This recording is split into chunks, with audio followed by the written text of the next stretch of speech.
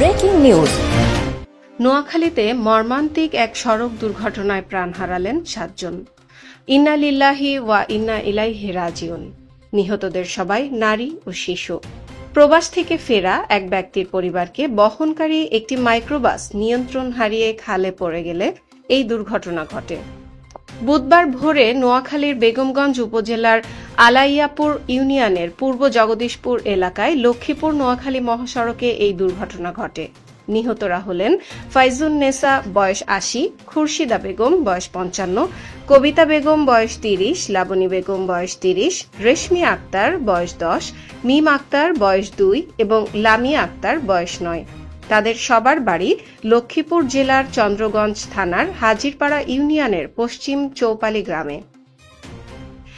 নোয়াখালীর ফায়ার সার্ভিসের চৌমোহনী স্টেশনের কর্মকর্তা মোজাম্মেল হক প্রথম আলোকে এই ঘটনার সত্যতা নিশ্চিত করেছেন।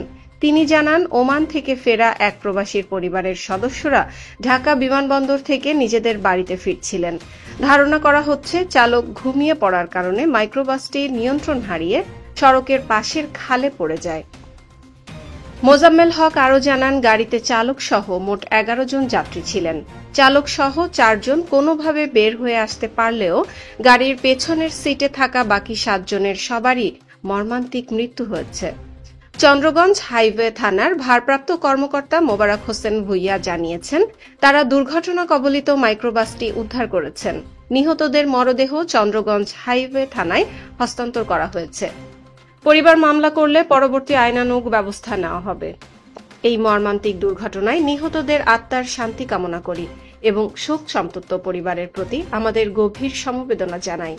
এমন দুর্ঘটনা যেন আর না ঘটে, সেদিকে আমাদের আরও সচেতন হতে হবে। এই বিষয়ে আরও কোনো আপডেট পেলে আমরা আপনাদেরকে জানাবো। আমাদের সঙ্গে থাকুন। ধন্যবাদ।